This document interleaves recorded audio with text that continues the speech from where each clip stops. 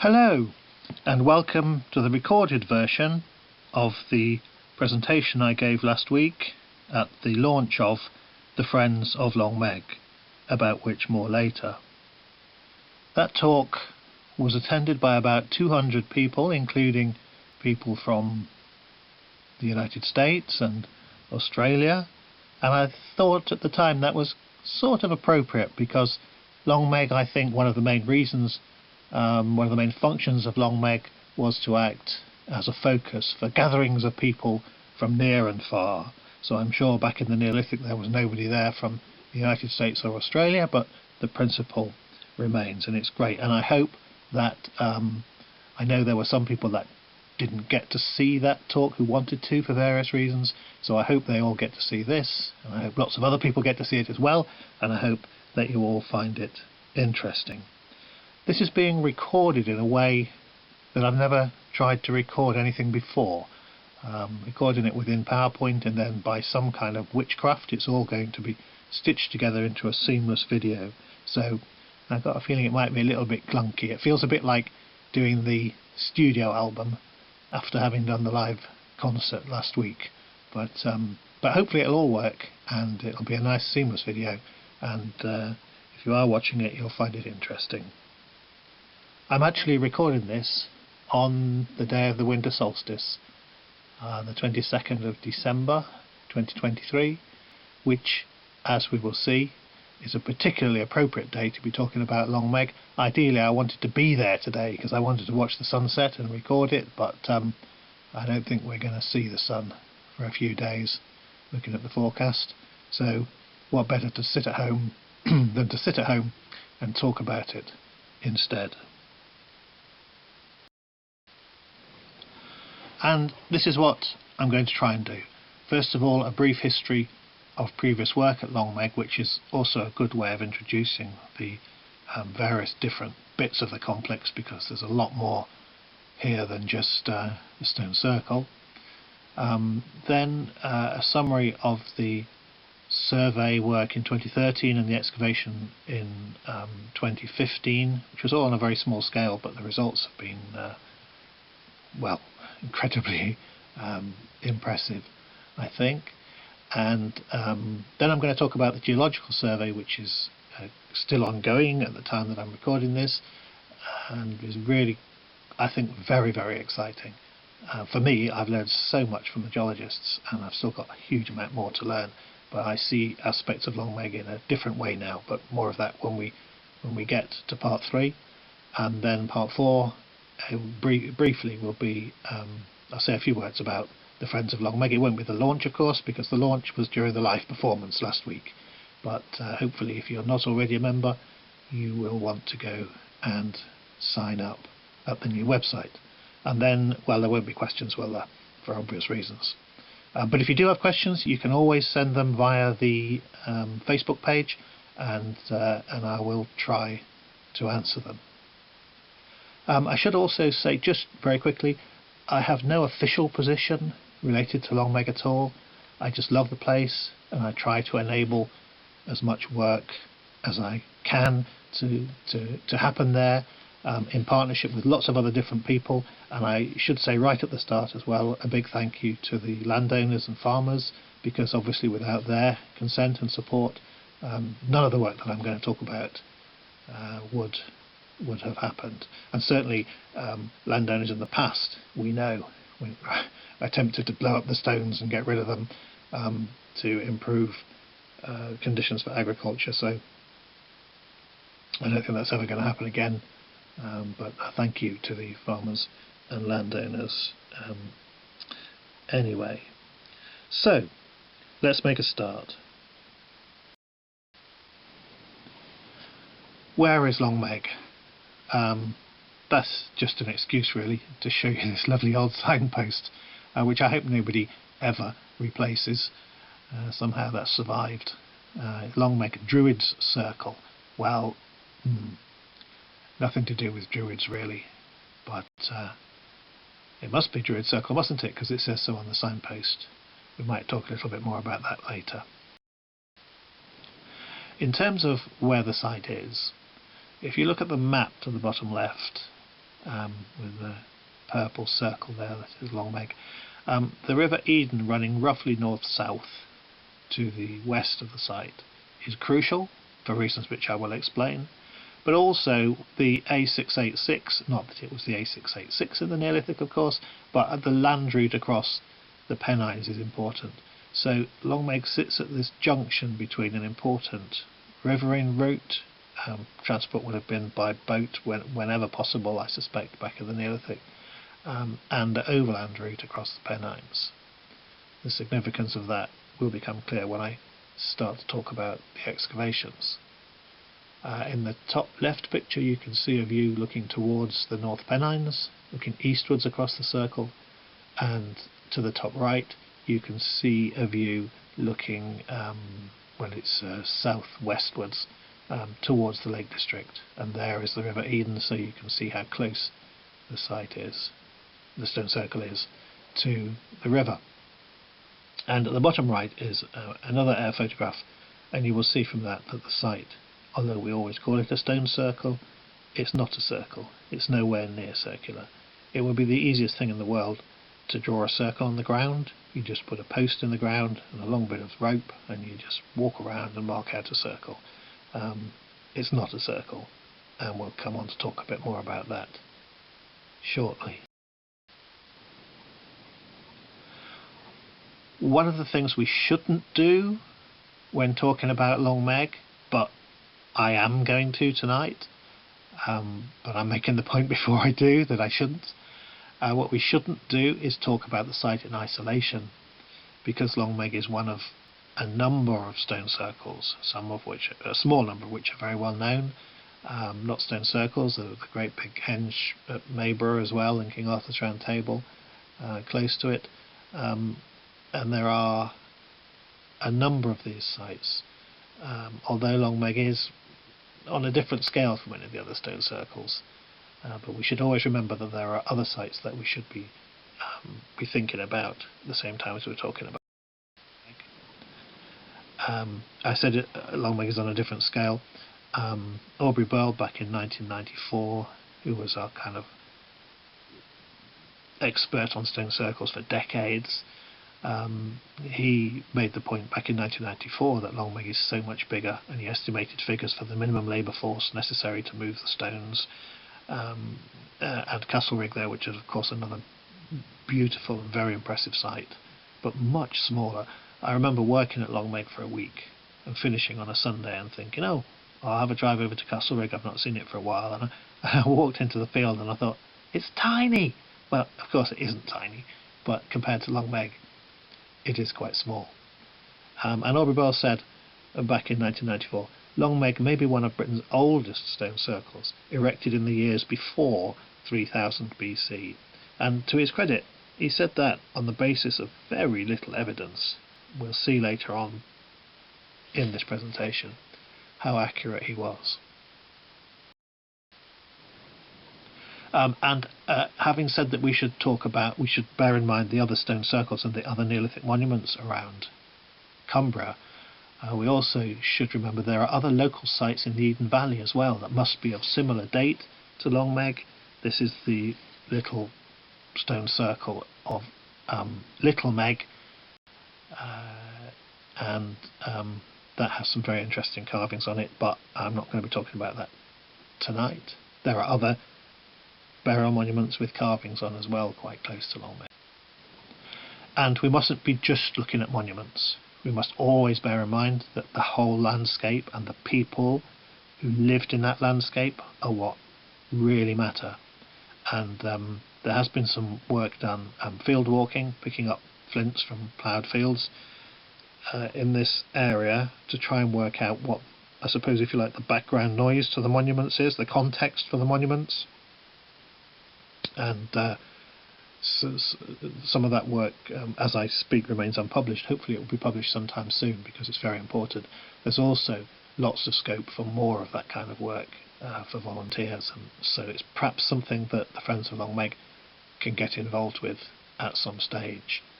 And the bottom picture is just it's just a picture of what parts of the Eden Valley might have looked like. The idea of putting people back in the landscape, we mustn't ever forget that. We measure things and we date things, but archaeology at the end of the day is about people. What was it like to be alive at the time of Long Meg? What was it like to help to build the stone circle? And what kind of experiences did people have there? Those are the kind of questions we really should be asking. And we're not really going to be addressing them tonight, but maybe that's for a later presentation. And another thing that I'm always very conscious of is that Long Meg still is a sacred place for a lot of people today. There are always offerings on the ground below Long Meg. Here you can see someone kneeling in front of the stone. Don't know whether that person will be watching this at any stage, but it clearly is a site that means a huge amount to him, and I respect that, and it means a huge amount to me too. And I always say to people, experience the place on two different levels. At one level, it genuinely is a place that makes me feel happy. I go there and wander around the stones, and I just sort of strange but very profound sort of way. Maybe it puts things in perspective, I don't know, but I don't like to think about it very much. It just makes me feel happy. But at the same time, it's a great archaeological puzzle. It's a place where we can do science and we can think about all sorts of different aspects of the site, and also what it may have meant to the people who built it and who used it. And I think the real value of the place is somewhere in the overlap between those two different things. So we start with a brief history of previous work at Long Meg. And by the way, if anybody knows where this photograph came from, I know where it came from. It came off the internet, but if anybody knows anything about the history of it, I would be really interested to know, because I've never been able to find out anything about it at all. But clearly those, well, I don't know, looking at the attire of those people, whether they're popped into Long Meg to have a look around it, whether they're on their way to Sunday lunch, what they're doing, I have no idea. But it's a fantastic old photograph, and I would love to find out a little bit more about it. So, the earliest description we have of Long Meg is from Camden's Britannia, about 1600, and it's interesting to note that the site by this time is already known as Long Meg and her daughters, quite possibly was known as such much earlier too. And he makes some interesting observations, such as that there were heaps of stones under which, they say, lie covered the bodies of men slain, and there are references to giants' bones having been found in those cairns. But an interesting and important contribution. And the illustrations there are from Michael Drayton's Polyolbion, which is a curious thing. There's a map there by William Hole, and at the top you'll see a sort of close-up of the area around Long Meg, and you'll see Salkeld stone. So that's from 1622, and I think he used Camden's description. But it's interesting that in a map of Cumbria, of very few things illustrated, most of which are just fanciful people, that Long Meg is one of the few things that is shown, and indeed he provides a description of it too. But the illustration obviously is of no great use.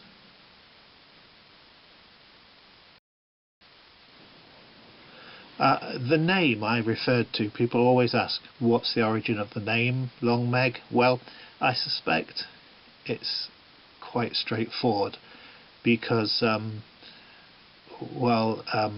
there you can see the dictionary definition, that the word Meg can refer to a coarse, unsophisticated or unattractive woman. How dare they describe Long Meg as such?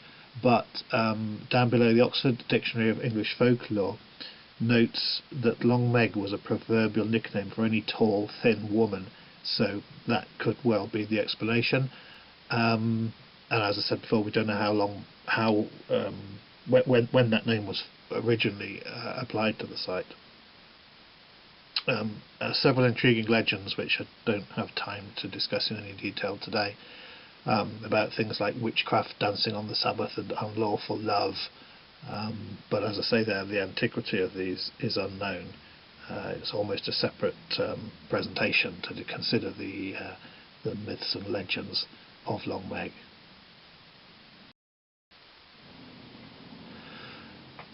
A major contribution was that of William Stukeley in 1725, who describes it as a most noble work. That drawing, which we'll come back to later, is very accurate. The foreground section of it is very accurate. Every stone can be seen today in the same position. He notes that some stones were being blown up and carved up for millstones, which obviously is unfortunate. He also notes, if you look at the top left, a second stone circle, which he describes in detail. There's a lengthy written description that goes with this illustration, and that stone circle is gone, I'm afraid.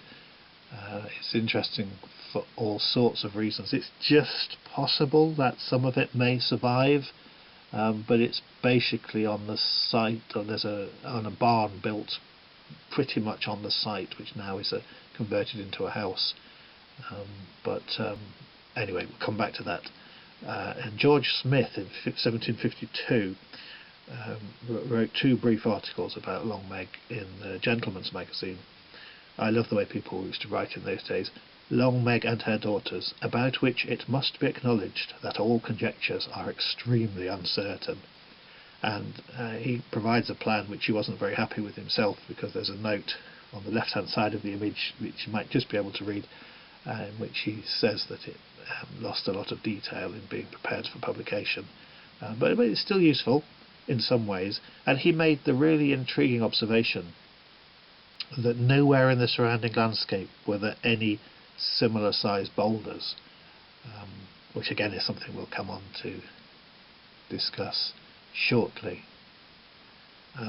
He also suggests, or makes the suggestion, that possibly all the stones we refer to as fallen, we assume they were all standing at one time, but maybe not. Maybe the idea of dragging them to site was more important than setting them upright, but that's, until we do some excavations and work out whether they have stone holes or not, is something that we simply won't know about.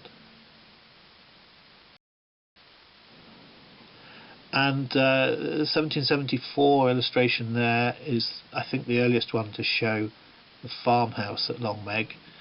It's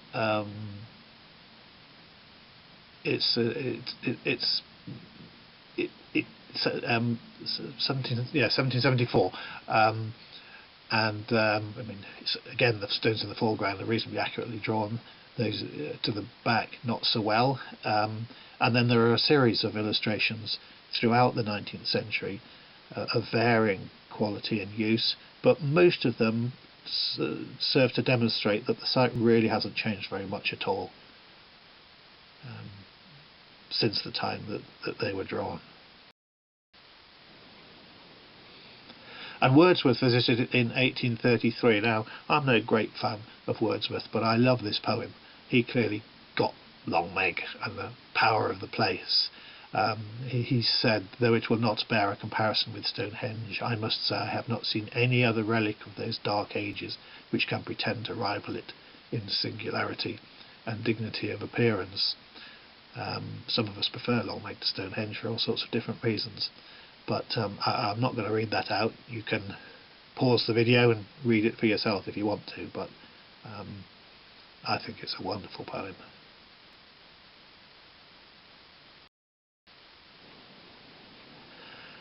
And another really important contribution in the mid-19th century was the recognition of carvings on one face of Long Meg. J.Y. Simpson wrote a really important book about rock art in Britain in 1867, and the illustration on the left is from that publication.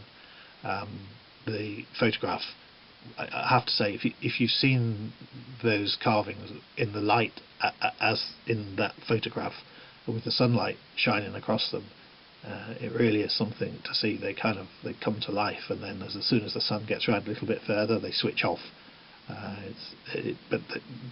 There's all sorts of interesting conjecture about those carvings as to when they were put on Long Meg. Were they on before Long Meg was taken to site? Were they put up at the same time as Long Meg was erected?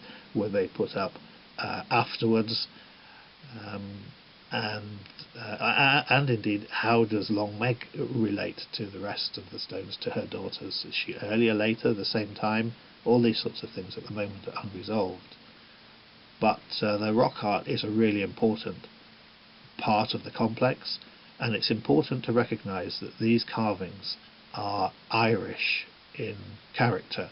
They're not like the cup and ring marks, which commonly occur throughout Northumberland, Yorkshire, many places in Scotland and in Ireland, but they are what we call passage grave art, and they occur on horizontal, completely wrong, they occur on vertical surfaces. It's very rare to find these carvings, these kinds of carvings, on horizontal surfaces, whereas of course most of the cup and ring marks are on horizontal or near horizontal surfaces. But no time to go into that in any detail tonight, but there are all sorts of potentially important implications relating to the study of these carvings. What they mean is, if indeed they had meaning, is a subject for a separate presentation.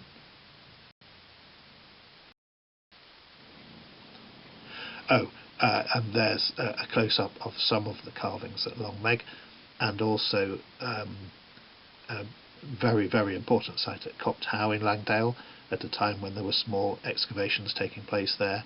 And I hope you can see that, again, on a vertical surface, that you have these concentric circles, spirals, characteristic of what we call Irish passage grave art.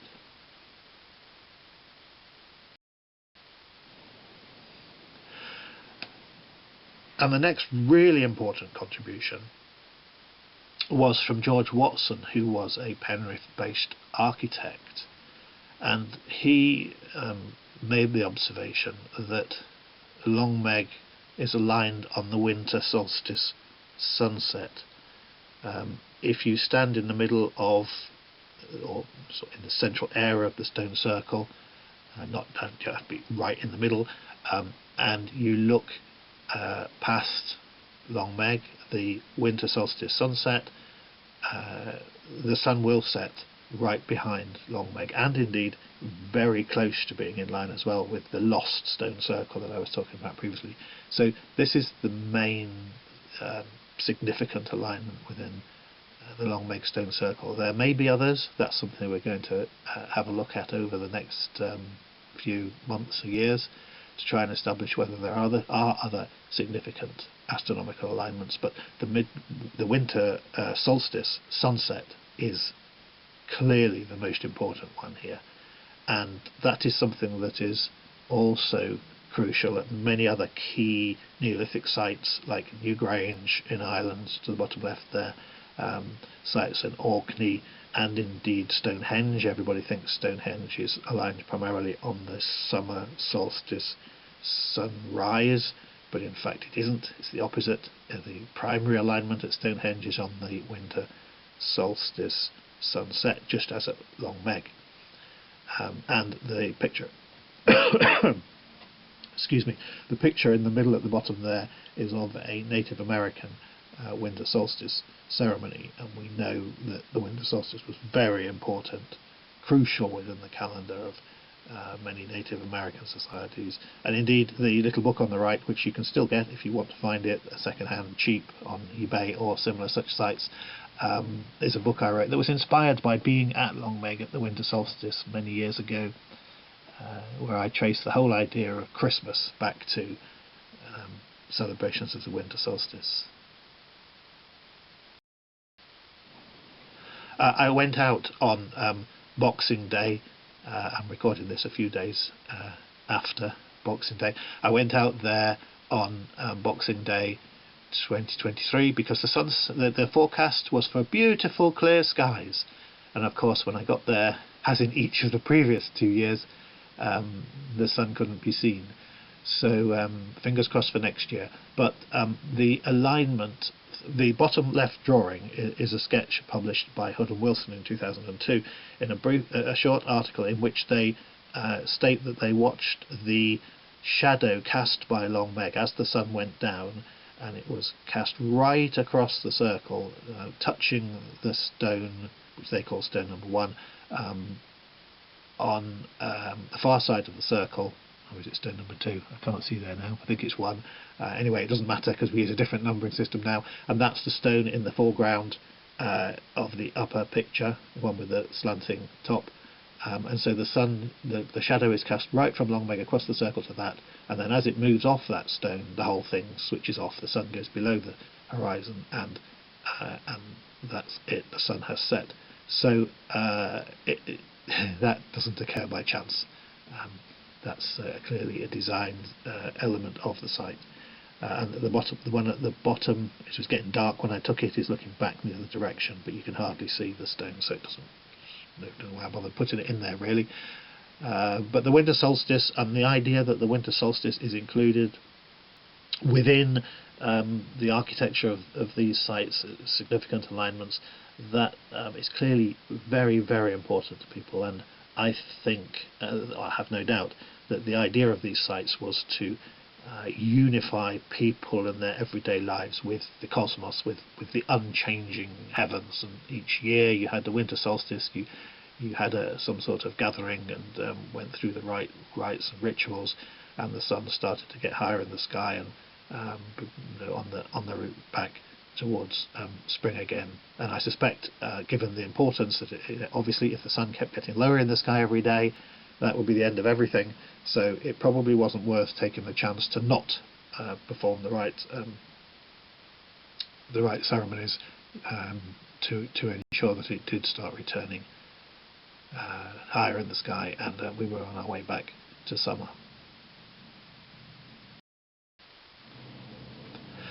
Various surveys of Long Meg have been published over the years, going back to Dimmons there in 1881, and you'll see that on all of them there is, it's not a circle, it's nowhere near a circle.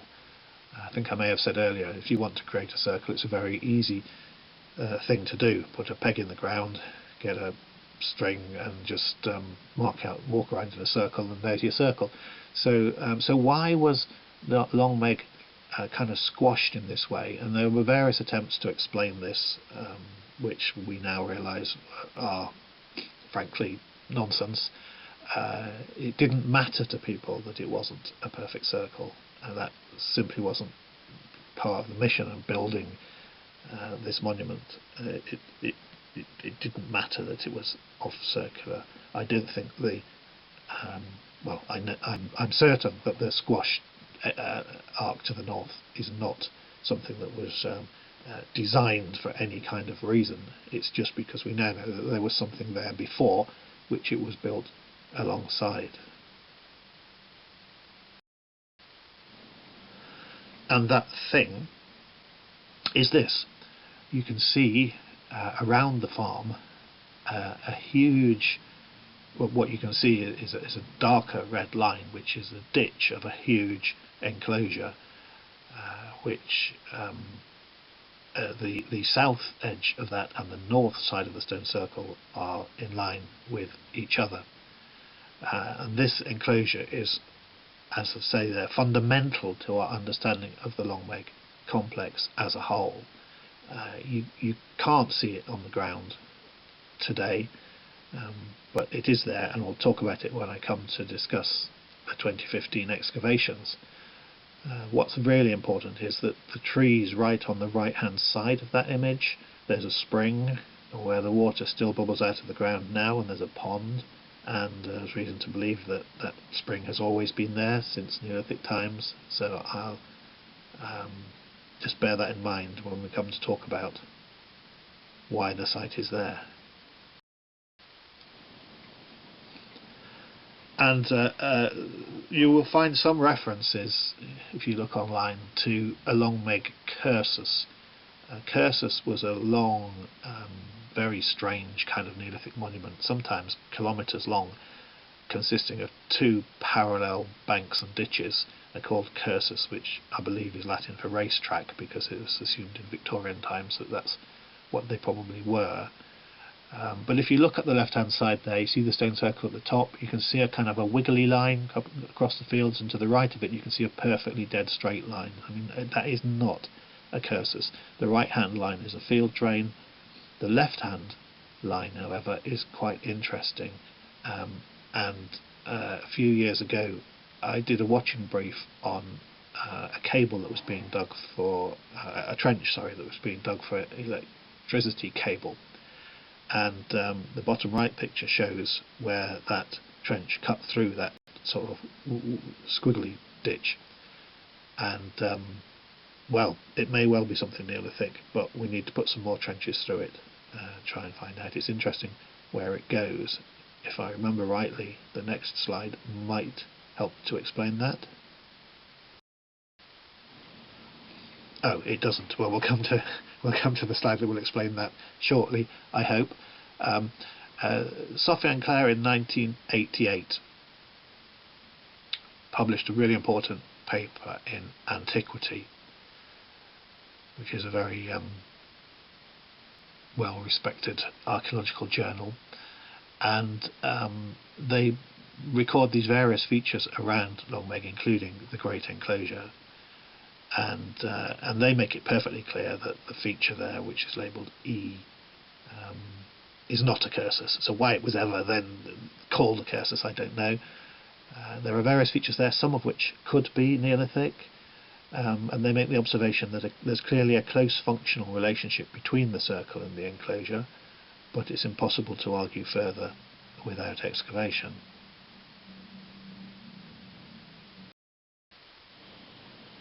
And that brings us to the excavation, the survey project and the excavation that was undertaken by Altogether Archaeology at the time when that was a project being run by the North Pennines AONB partnership, now the North Pennines National Landscape.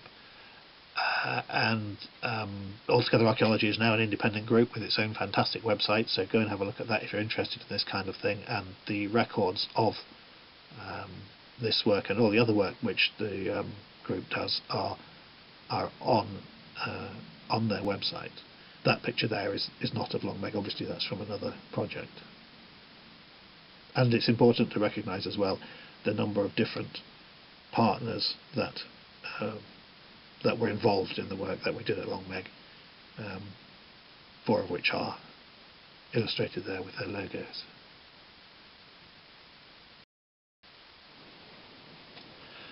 So before we did the excavation, we did a great deal of survey work.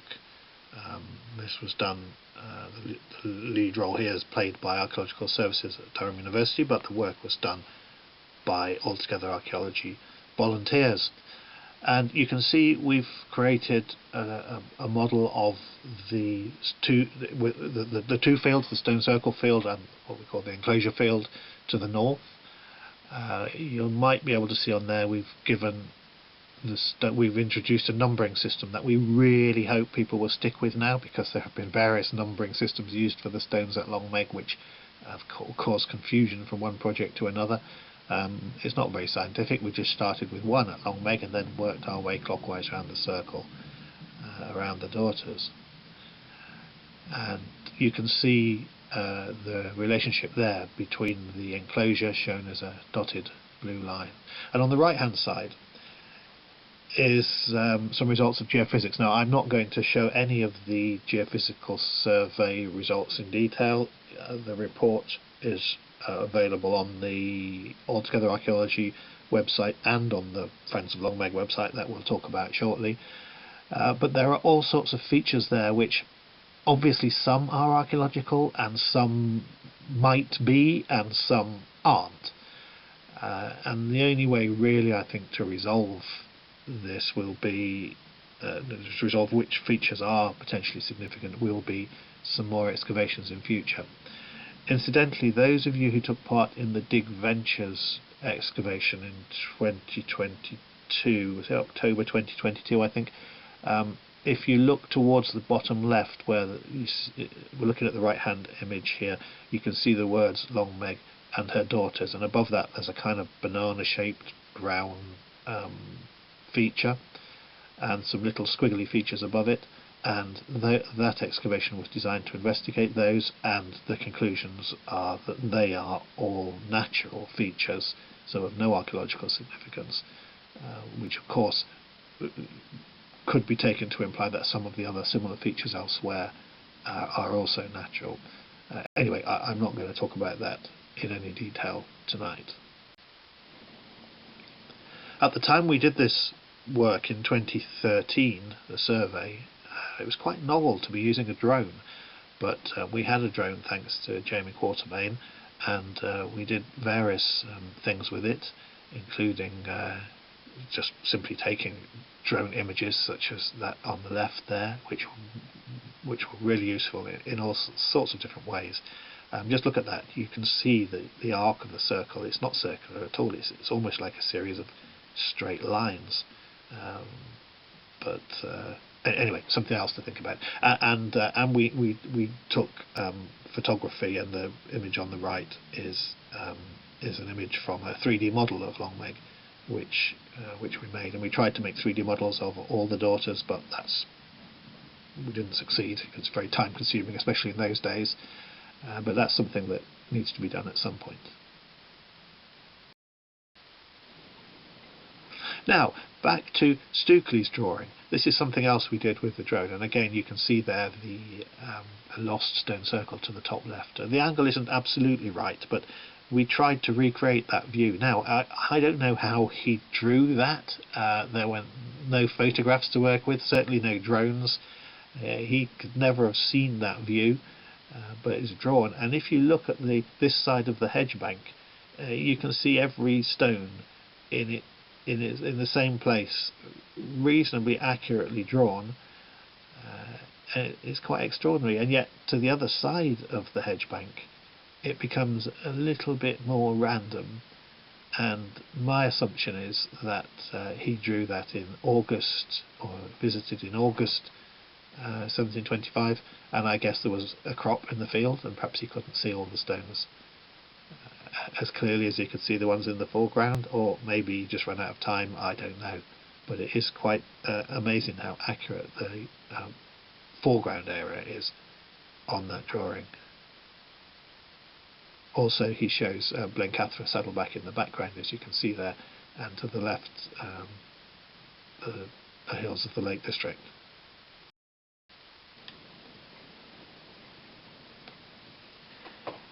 Now, I mentioned before about the spring that flows out of the ground in the area of woodland, where there's a pond now, just to the north of, or at the north edge of the enclosure. The image on the left is a LiDAR image. Now, LiDAR is a fantastic resource. No time to talk about it in any detail now, but this image is an accurate kind of rendition of the ground surface, showing all the humps and bumps, so you can see bits of medieval fields and other earthworks. And on this particular image, trees have been stripped away. It's magic. Well, it's not magic, it's science, but no time to talk about how it's done.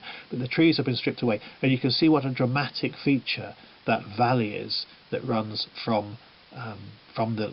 I've just dropped the red image on top. I know you can't see it in any detail. That's where the stone circle and the enclosure are. And you can see how the little valley, the burn, which I call the Long Meg Beck, but which doesn't actually have a name, which flows to the north west and joins the Eden, and the picture there is of the Eden at about that location. Now, it's really important to realise that once you're on that river on a boat, you are in contact with regions a long way away. You get on your boat, you might have to change boats at one or two places, but effectively you can get to the Solway, you can get to the Irish Sea, you can get to Ireland, you can get to Scotland, you can get to Orkney, you can get to Wales, even round to southern England and Stonehenge if you want to go there for any reason, even to northwest France. So Long Meg was not a back and beyond place, it was a place that was in touch with the rest of the Neolithic world. And also it's important to realise that the overland route to the east provided links with Yorkshire, Durham, Northumberland and the North Sea coast as well. So that LiDAR image is really important in illustrating that.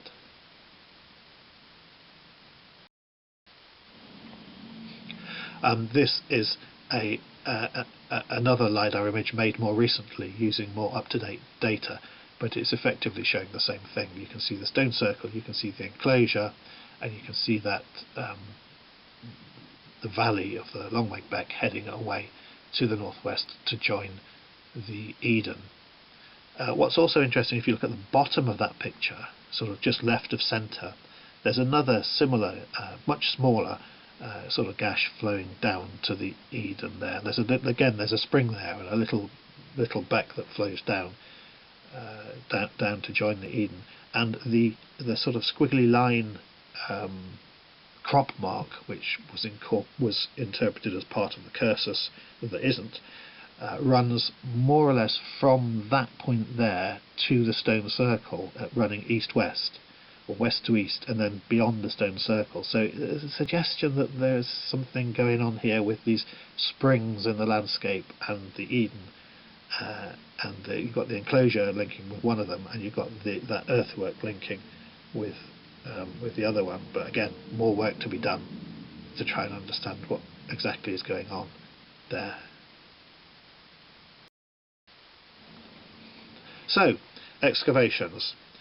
There's a fine picture of Lorraine, just to show that the excavations were not undertaken in the most perfect of conditions. It was cold and it was wet, but using Jamie Quatermain's drone imagery there, we've been able to show an aerial view of the 3 trenches that we excavated, each of which very carefully located for different reasons, and we'll look at them in reverse order.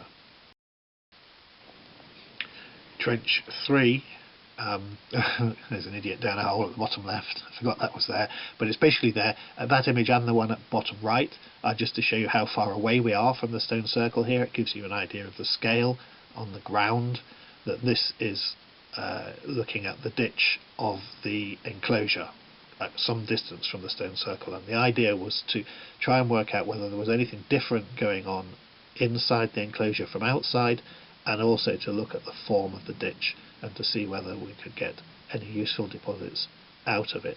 Well, unfortunately the Neolithic ground surface has been ploughed away here, ploughing over centuries, so we didn't find anything on the surface that was of archaeological interest, but we did find the ditch profile, and we're able to record that, and we got finds and dates from it, so I'll talk about those shortly. But that bottom right picture gives you an idea of the impression of the scale, the sheer scale of the site. If you look carefully, you can see the stones of the circle on the far horizon. Trench 2 was looking at the overlap between the stone circle, the northern edge of the stone circle, and the southern edge of the enclosure. Again, we got the ditch. It was very interesting to see that the stones had been set directly on top of the backfill ditch, and that's why all the stones in that particular length of the circle perimeter have fallen, because of instability, with the fact that they were built on top of the backfill ditch. And the top right image shows, again, lovely weather.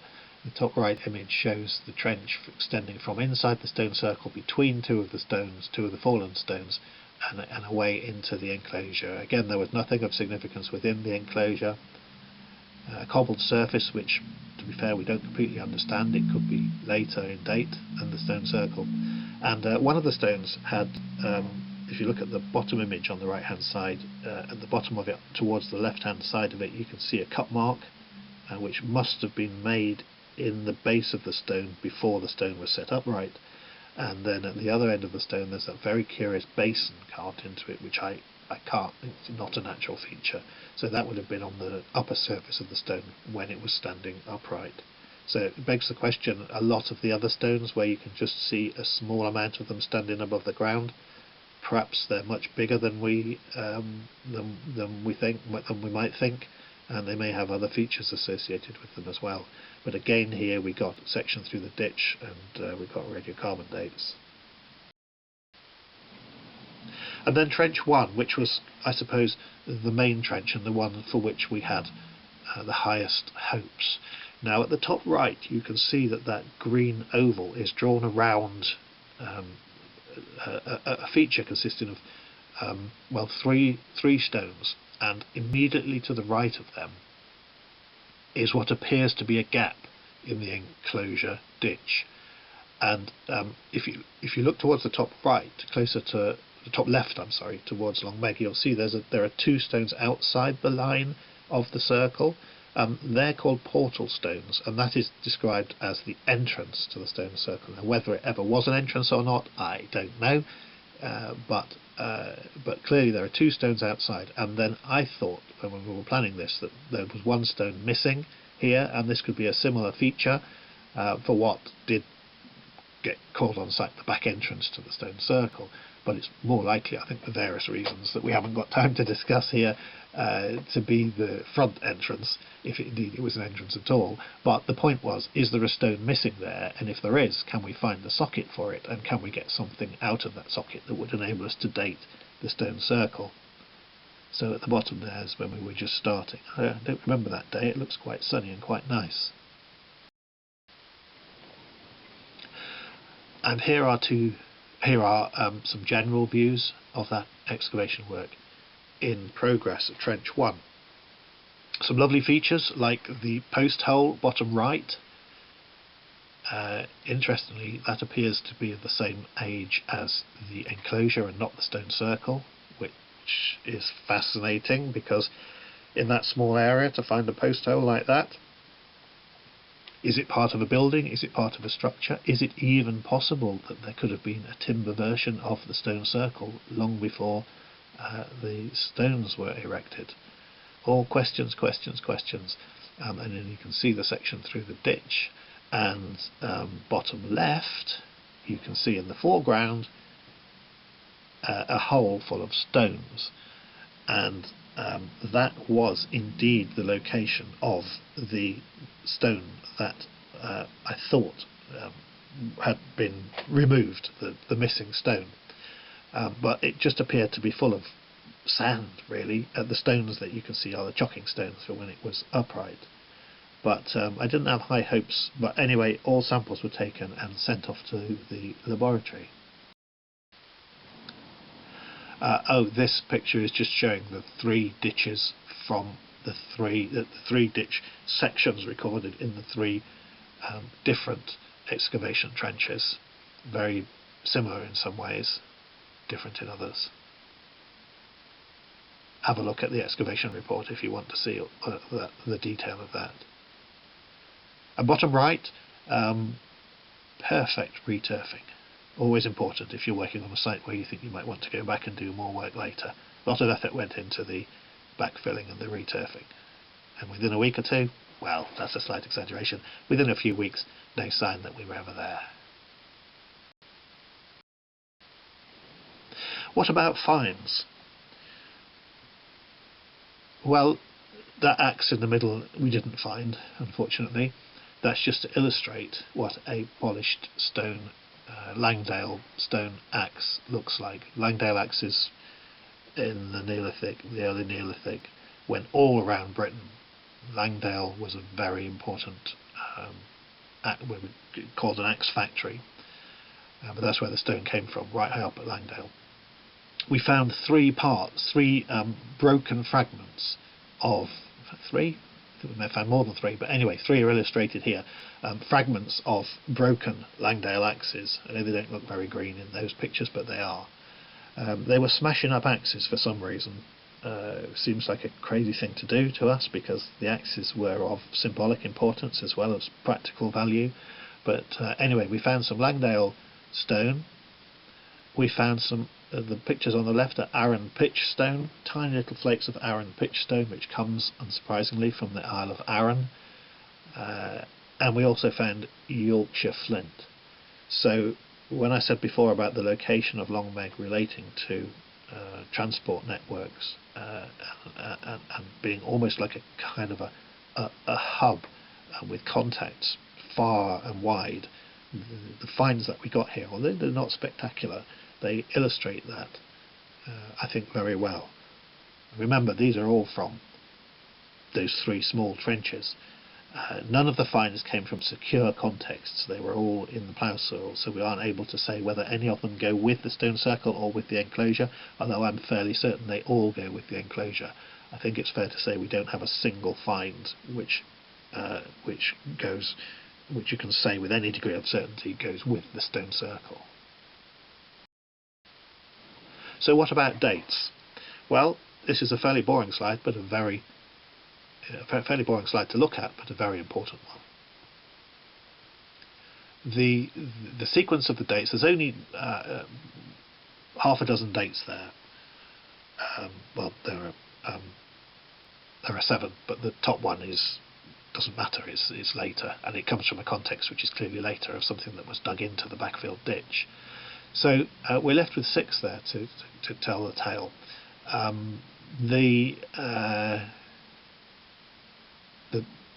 The second one there is from the socket that I illustrated a few slides back of a missing portal stone, and it's reasonable to assume that that dates the erection of that stone, that particular stone, not the whole stone circle, because there could be a whole load of different dates of different stones. I'm sure they were probably put up over generations.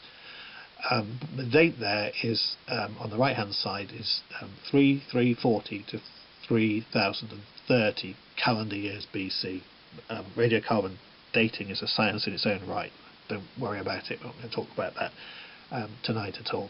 But it's interesting that one of the post holes below that 3360 to 3100 is almost identical, and then there's a recut of the ditch of the enclosure, which comes in at 3630 to 3370, and then going back even way before that, you've got the post hole, the lovely post hole that I showed you in the previous slide, 3950 to 3720, and then almost identical, the primary fill of the ditch, 3950 to 3790.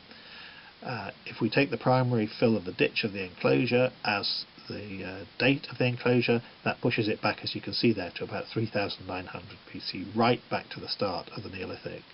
And then the bottom date is too early. That can't be associated with the ditch. There's some sort of activity going on here in the Mesolithic, which is interesting in its own right. Something that was a place probably that people were coming to long before the ditch was dug, but that's from a sample that had found its way into the ditch, but it's not of significance to the dating of the monument complex at Long Meg. So just go back to the second date there and have a look at that again. The radiocarbon years 4475 plus or minus 30. Now, there is only one other dated Cumbrian stone circle, and it's not in Cumbria. It's in Dumfries and Galloway near Gretna, and this is the Loch Maben stone, and that was excavated, that was a big stone circle, not as big as Long Meg, but a good big Neolithic stone circle, and that was excavated. The Loch Maben stone is the largest of the surviving stones, as you can see here, in a field, and that fell and was excavated in, I think, the 1980s. And in the same way as what we did at Long Meg, samples were taken from the stone hole before the stone was re-erected. And what was the date? Well, astonishingly, the date from that was, in radiocarbon years, was 4475 plus or minus 85. The date from our work at Long Meg was 4475 plus or minus 30. So the date is the same. around about 3200 BC. So if you believe in coincidence and you think that somehow those dates is not significant, that the only two dated stone circles are of exactly the same date, then fine. But I think obviously we need more dates from Long Meg and from other sites, but it's fairly extraordinary that the only two dated sites are the same. So I think 3200 BC is a reasonable estimate of construction work on the stone circle at Long Meg.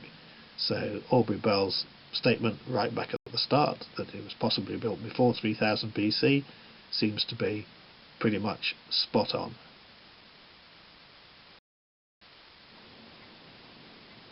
And that's all I'm going to say for now about all I'm going to say here about this the excavation, but you can get the excavation report from it's available on two websites, including the Friends of Long Meg that I'm going to talk about shortly.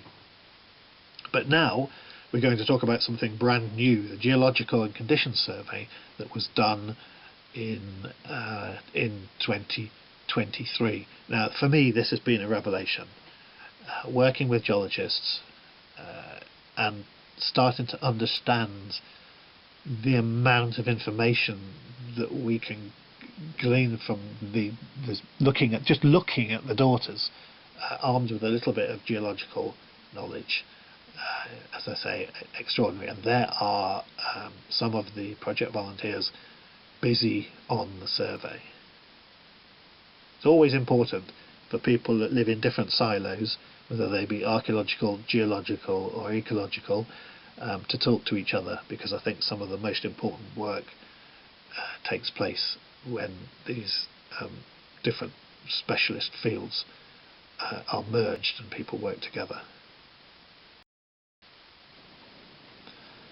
Now, Long Meg, I said before about the carvings on Long Meg, that these kind of carvings only occur on vertical surfaces.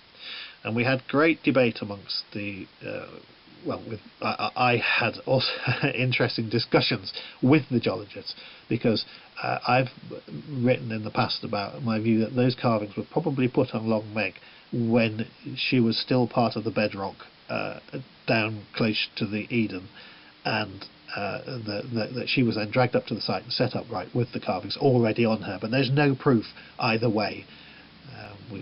There are ways in which we might be able to get further information about that, some of which is in hand as I speak, but for now there's nothing more we can say about that, except that the geologist said to me, no way, that rock was horizontal. The bedding planes, there's not been enough movement of the rocks.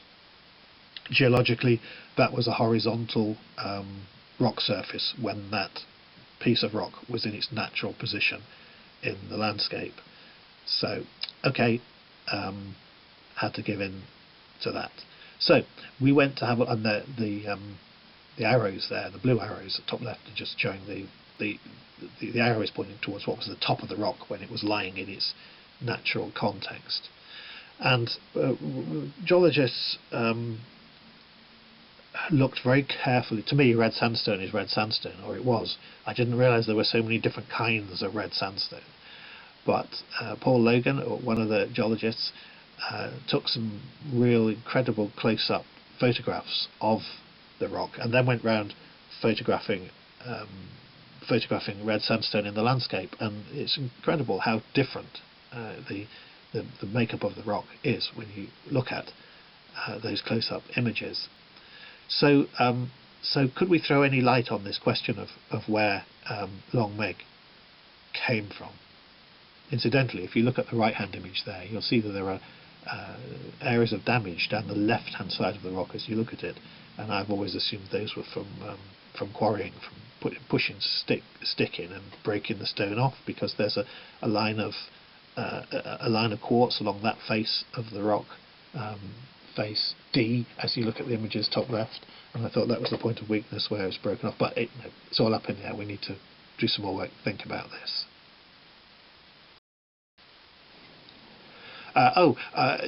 That's Langdale again, Copt Howe, with the Langdale Oaks factories and Pica stickle in the background in the top left image, but to reinforce the point again that these carvings occur on vertical rock faces.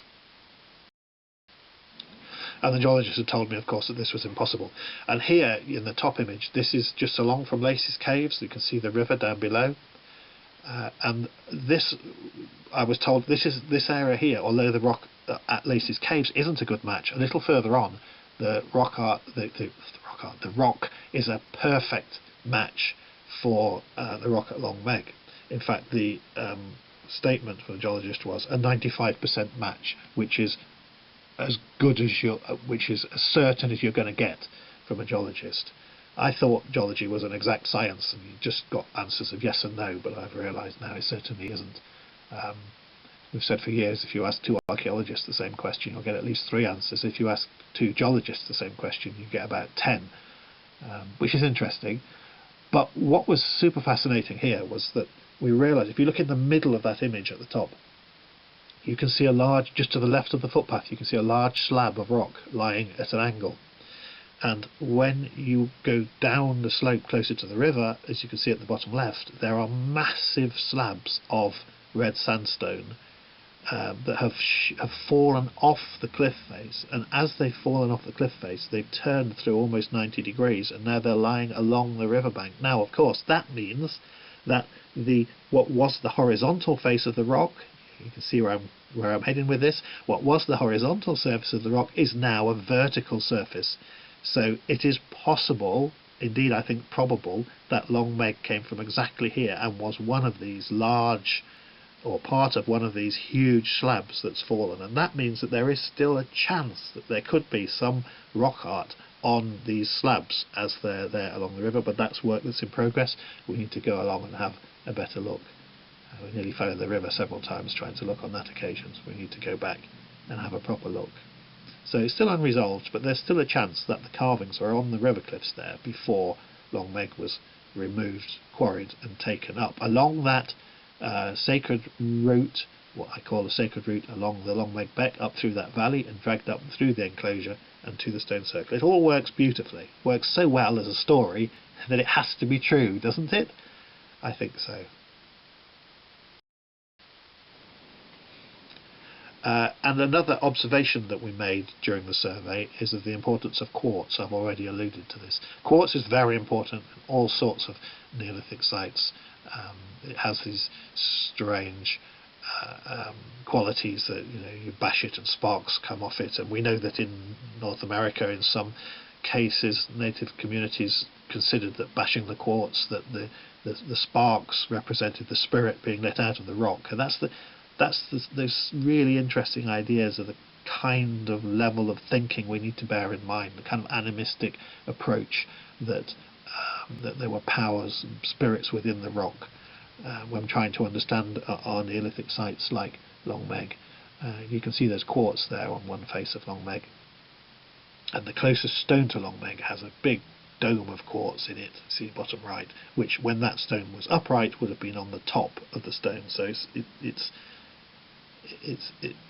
these sorts of features are important, and they're not where they are by chance.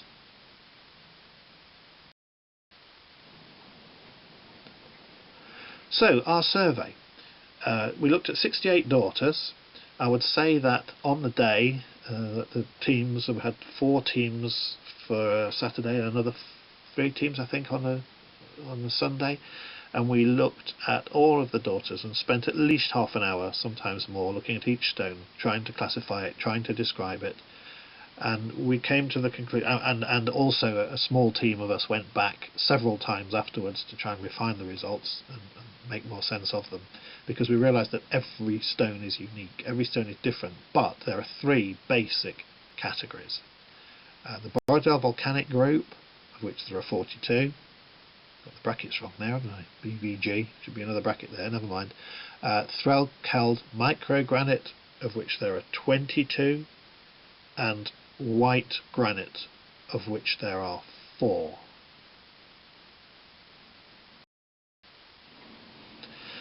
So, of the Borrowdale volcanics, we identified 5 subtypes. This will all be described in detail in the survey report, which will be available soon, and as soon as it is available it will go onto the Friends of Long Meg website. But for now I'm not going to talk about these different groups in great detail because I get very confused by it. But it was fascinating to see, and all the discussion of all the geological activity hundreds of millions of years ago that gave rise to these stones is really super interesting. But each and every one is different, but 5 subtypes of Borrowdale volcanics. The Salkeld microgranite, which comes from near Blencathra, Saddleback, which, as you've already seen on other images, is visible from Long Meg, which I think is probably significant because these people knew their landscape and they knew this kind of rock probably came from there. But you can see these very distinctive xenoliths. They're not in all of them, but they're in lots of them. And they are, I believe, pieces of skid or slate which were incorporated within the rock as it formed. So these are the Salkeld microgranite, of which there are 22 stones within the circle. And then there are 4 of granite, white granite. We thought originally these were Scottish, from southwest Scotland, but now the suggestion is that they might be Skiddaw granite, more work still to be done, but noticeably different from the other stones. But only 4 of them, 2 of which, as I think I'll demonstrate soon, I think are at very significant places around the circle.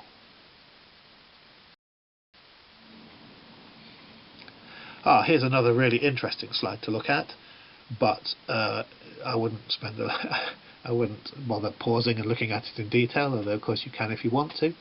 This just shows what we recorded. The stone number is the stone fallen or standing. Red ones are standing, F are fallen, although going back to what George Smith said, remember, fallen, were they ever standing? We can't be certain, so I decided F was for flat. U is for undecided, of which there were, I think, only 1 or 2 examples.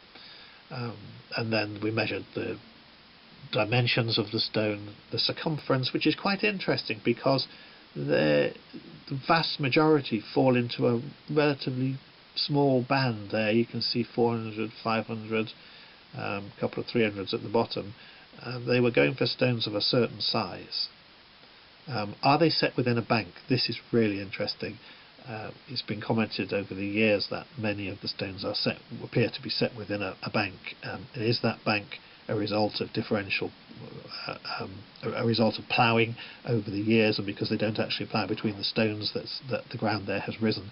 I think not now. I think that on the balance of probability that bank is a feature of the stone circle, in which case it seems that the footprint of the stone circle was laid out as a low bank before the stones were subsequently set within it. You can see down there each individual stone was looked at by our teams of volunteers, and a Y means it is definitely within a bank, and the N means no, then almost all a yes. Where there's a flat inner face, it seems to be facing inwards into the circle, which is interesting. We measured the gaps between the stones as being significant, as well as the size of the stones themselves. We also did a damage survey, which I'll say something about shortly. Are the stones damaged? Is there rabbit damage from digging around them? And then the rock type, which is basically these 3 main types, A, B and C, with B, the Borrowdale, divided into 5 subgroups. So sorry for talking about that for so long, it's quite boring, but it's quite important, and the whole table will be included within the report when we produce it, put it on the website. But the single most extraordinary thing, this is for me, who I don't know how many times I've visited Long Meg in the past, but I'd never thought about this. The daughters are green. They look white and grey now because of erosion and because of lichen, but where you can see through the erosion and the lichen, the stones are green. The Salkeld microgranite is a pale green, and the Borrowdale volcanics. There are one or two which look more brown than green, but basically they are green. Now I don't know how clearly that shows up on this slide, because different computer screens show different levels of greenness, but everybody that I've shown around Long Meg over towards the back end of last year, I asked them, what colour is that? And one or two wouldn't say grey or blue, but every group agreed, following discussion, that these stones are green. Look at the picture on the bottom right, stone 12. That's amazing. Look at the little triangles that look just like little carvings of axes. They're not.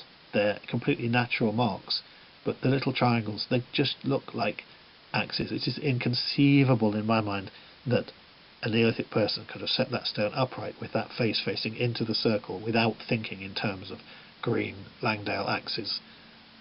Whether they thought they were marks that an ancestor had made, or how they described them, I don't know, but they must have thought that they were representations of axes, but they're entirely natural marks. And that takes us back to Langdale and the axe factories on the Langdale pikes, and bottom left, a Langdale green tough axe. Amongst the most important artifacts in Neolithic Britain, found their way all over Britain, and as I've said before, smashed pieces of axes were found during our excavations at Long Meg. So not only have we got pieces of the axes, but the stone is the same colour. It's a crazy thing that, and we need to think a lot more about colour in prehistoric architecture. But the realisation that the daughters at Long Meg are green, it still sounds a bit odd saying it now, even though I've been saying it for several months. It's a crazy revelation to come out of the geological survey, with implications that you can kind of play with and think about. Green, traditionally around the world, is the colour of life. Green stone is important, whether you think about it, the Maori, the Aztecs, China, and indeed the jadeite axes from Neolithic Europe. There's something very special about green stone. Perhaps it's something to do with the fact that stone often symbolises death, but green symbolises life. So maybe there's something going on there along those lines. But next time you're at Long Meg, have a look. Don't go banging the stones or wiping the stones or trying to look at them, because that's illegal and you'll get into trouble. But just have a look. Where you can see bits of the stone exposed, you will see that they are pretty much all green.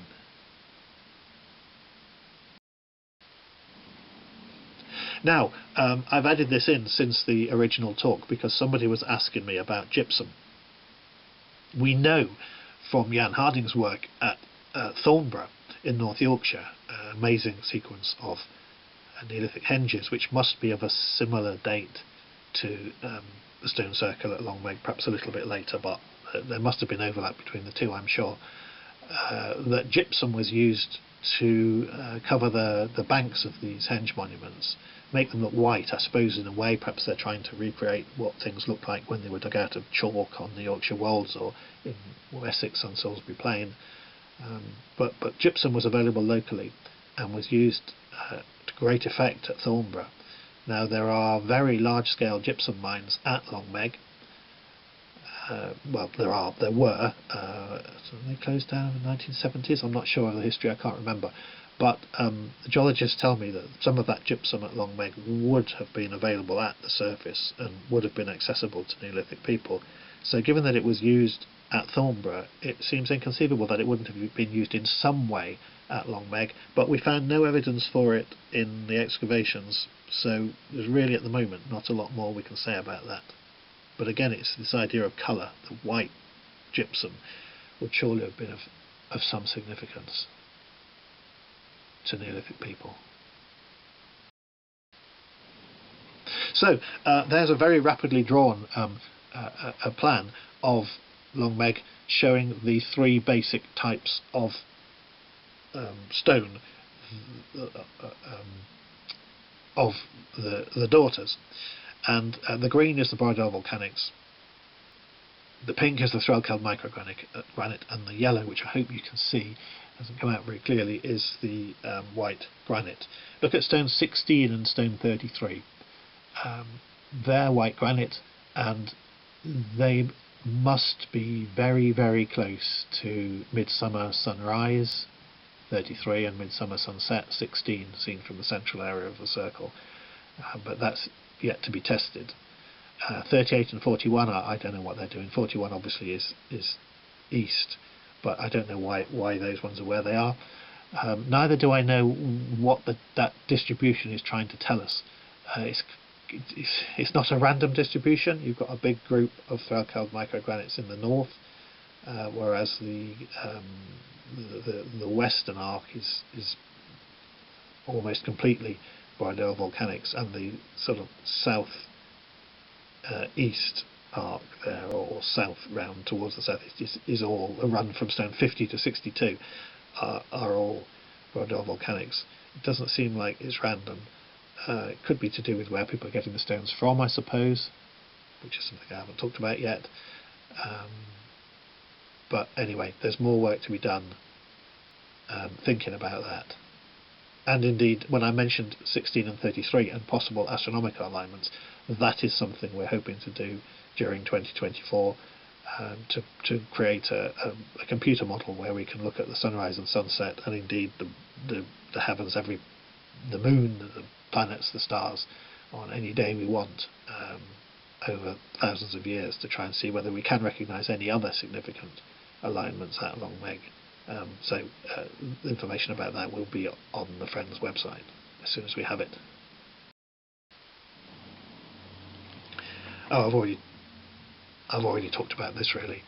An exciting possibility for 2024. Are there other alignments as well as the winter solstice sunset? I suspect there are, but we need to do some more work before we start speculating about that in any detail.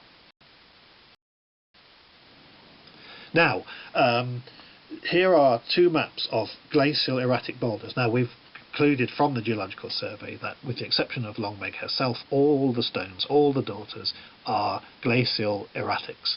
They've been dumped somewhere in the Eden Valley by glaciers at the end of the Ice Age. Now, these two maps are fascinating because the top left one, and I don't have the detail of how they were put together, but basically the top left one is showing all glacial erratics, and the green star is Long Meg, and you can see there are lots of them near Long Meg. On the right is erratics just of the Borrowdale volcanic group, and you will see straight away there are none anywhere near Long Meg. Where have they all gone? Well, there's one obvious suggestion that comes to mind, isn't there? But again, more work to be done before we can draw definite conclusions. The piles of boulders cleared from fields near Long Meg include, as you can see here, well, I don't know if you can see here, Salkeld microgranite. Again, where it's been broken, the bottom right there, where the stone's been broken, it's green. But these stones, too small to take to Long Meg, but the fact that they're being dragged out of the fields demonstrates that these kind of stones were dropped here in the boulder clay at the end of the Ice Age. So it seems perfectly reasonable to assume that the larger stones were also dropped here, and those were the ones that were taken to Long Meg. Perhaps when people started ploughing for the first time and found them in the ground, perhaps when people were clearing trees and finding them lying on the ground. But it's interesting to think about the fact that if they came out of the ground, they quite possibly might have not been so weathered, and they may still have looked quite green. Anyway, that's all speculation. Oh, I forgot this was here. Yes, people who know me, well, probably still surprised to see this here, but still good news, because when I first gave the lecture, Liverpool were top of the league in their rightful place, and as I record this, they're still top of the league in their rightful place, so good news. So why am I showing a picture of Anfield? Well, I suppose on one level I could be making the point that this is a place where people come to from a long way away for a festival of some kind. It's a place with its own legends. It's a place where miracles happen from time to time. Apologies to any Barcelona supporters that might be watching this, but that's not the only miracle. There have been others. But no, that isn't the reason why I'm showing it. I'm showing it more to do with the bottom two pictures, which are showing work in progress, and I'm simply using this to illustrate the point that architecture in the Neolithic, the building of a stone circle, is completely different to the building of something today. I could have shown a supermarket, a housing estate, shopping centre, cathedral, whatever, but I've chosen to use Anfield just to illustrate the point. Now, when you want to build something, you get architects, you draw up plans, you find builders as cheaply as possible, usually. You start your building process that can take years, and only when you finish the building does the thing become useful. Are you able to use that thing? And I think in the Neolithic things were very, very different, as illustrated here in a famous old photograph from Indonesia from the early 20th century. It's the building of these things, it's the doing, it's the process that is as important, if not more so, than what is left over afterwards. So at Long Meg, Long Meg may never have been completed, may never have been finished. I suspect that stones were drawn to it, dragged to it, rather at various times over many generations. The reasons we can speculate about, but part of the importance of that process was to involve hundreds, maybe thousands of people in the locating and the dragging and the setting up of the stones. It's the process that is as important, if not more so, than the product. Completely different from modern architecture. And at the same time as doing the geological survey, we took the opportunity to do a condition survey, and as each daughter was examined from a geological point of view, we also made notes of any issues relating to damage, condition of the stones themselves or the ground immediately around or beneath them. And as you can see in the bottom left picture, there are cases where rabbits are doing serious damage. Now, I don't wish to labour the point here, but can you imagine this being allowed at Stonehenge? There is no criticism at all of landowners, farmers implied here. It's up to the heritage authorities to sort this out.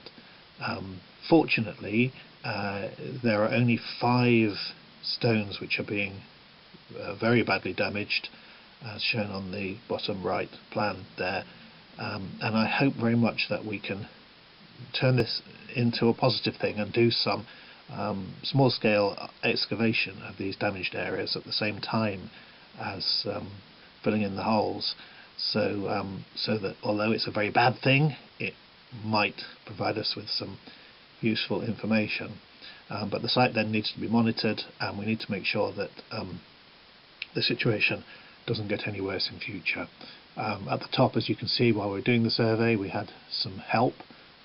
You can see one beast there with front legs in a hole, and very helpfully, while work was in progress, that particular beast decided to show us how to dig a hole, as you can see at top right.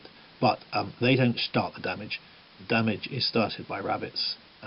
So that's what we really need to get that sorted out, because it's simply unacceptable that that sort of damage is occurring on a site as important as Long Meg.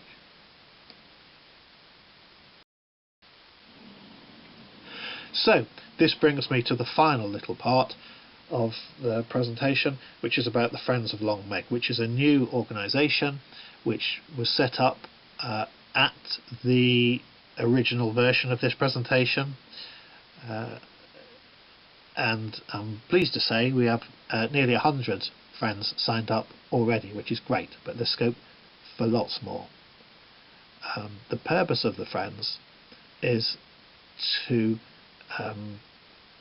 enable people who have a love of the site to kind of get together and to perhaps play a role in trying to help secure permissions and funding for more work at Long Meg in future.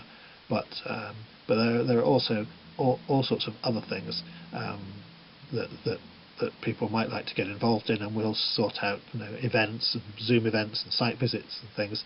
So anybody with an interest in Long Meg and similar sites in Cumbria and elsewhere is encouraged to join and to go and, in the first instance, have a look at the web. And here is the website, designed by Mark Johnson. I think it looks absolutely brilliant. It says there, website under construction, launch scheduled for 14th of December. Well, it is launched now, of course, so that I think has gone. And there's all sorts of information about the site. You can see the different headings there: landscape, geology, astronomy, and we want to add loads and loads more to it in years to come.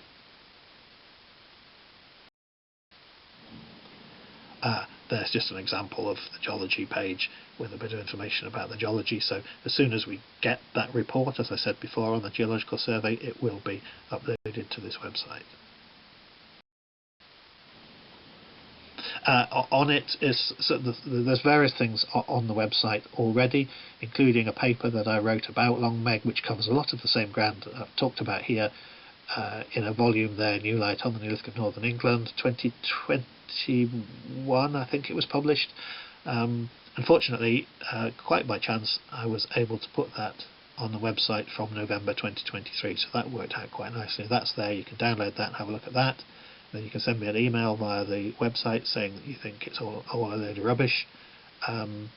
We've also put on visual material, old postcards of Long Meg.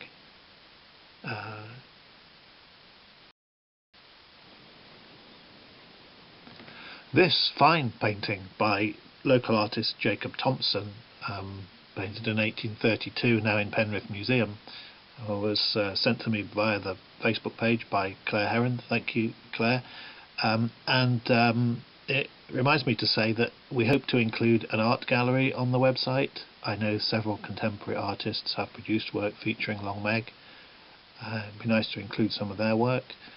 But it's perhaps surprising that there aren't more historic paintings like this, given the nature of the subject. This particular painting, of course, Druids cutting the mistletoe. I mean, we know that the Druids, what we know of Druids, they're 3,000 years later than the date we now have for the erection of the stone circle. So closer in time to us than to the Neolithic people who built the stone circle. But nevertheless, it's an important painting because it reminds us to put people in the landscapes, and that as we study a stone circle, we should be thinking about the people who built it and used it, not only the site in isolation.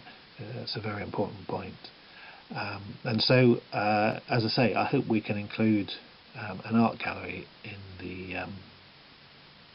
on the website in due course. And this one as well that Claire sent to me, which I was aware of, but I don't know anything about it. I know there's one copy hanging in the George Hotel in Penrith, but I don't know what the story of that is. So again, I'd like to know if anybody has any suggestions. And that's pretty much the end. Please go to the website, and if you're at friendsoflongmeg.com, and if you're interested, please do sign up, and hopefully there'll be interesting things for you to take part in years to come. And if you have any material that you think would be useful for the website, please contact us and we'll be happy to include it. There's also a Facebook page, but that's restricted to Friends of Long Meg, so go to the website first sign up as a friend, and then if you like, go to the Facebook page where people are contributing all sorts of interesting things already.